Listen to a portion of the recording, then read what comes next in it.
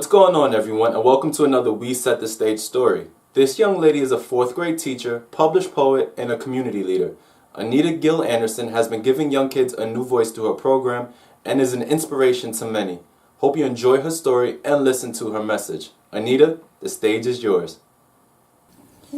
Hello, my name is Anita Gill-Anderson, and I am talking with you today because of things that I'm interested in. There are 2 projects that I work very closely with. One is entitled A New Voice, and A New Voice is a youth theater troupe for young people between the ages of 11 and 18. When you graduate high school, you're graduating out of a new voice. We do historical and religious drama throughout the metro area. And we work with church groups, we work with civic groups, work with schools, and we have a lot of fun. Students also get to write some of the plays that we perform. And the students and myself as a writer and director go into our community to teach history, to put emphasis on things. Recently we've done a program about women and heart disease. We also work with the National Children's Association at Children's Hospital and put on a play called Smile. And this is a play we do in the spring. I encourage you to come join us.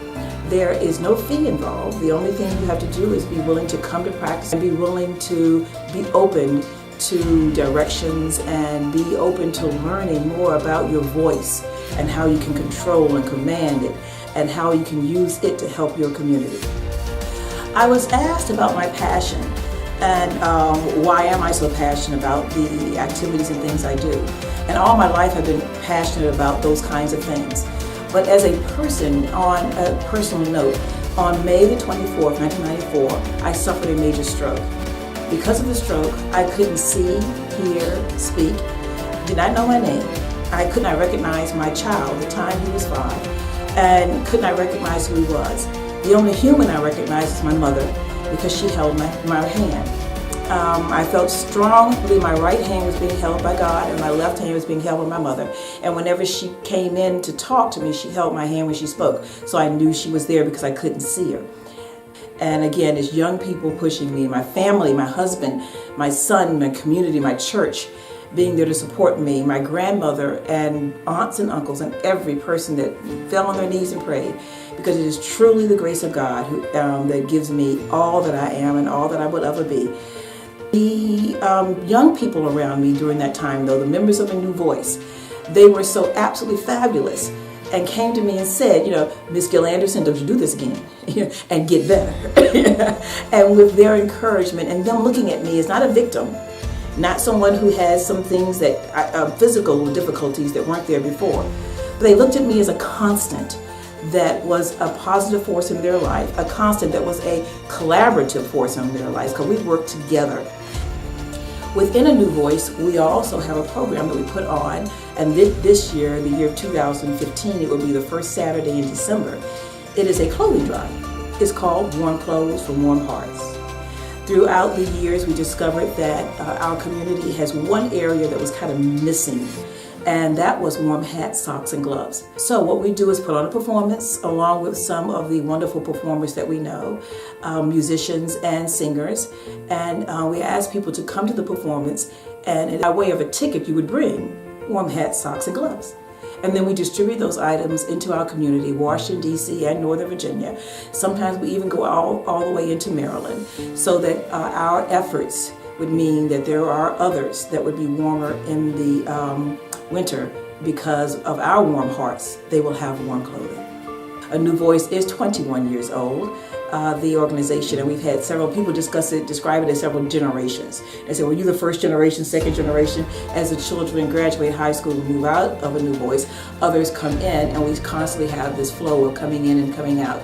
And also the experiences from the older students being there for the ones that are going through. As an artist, I am also a poet.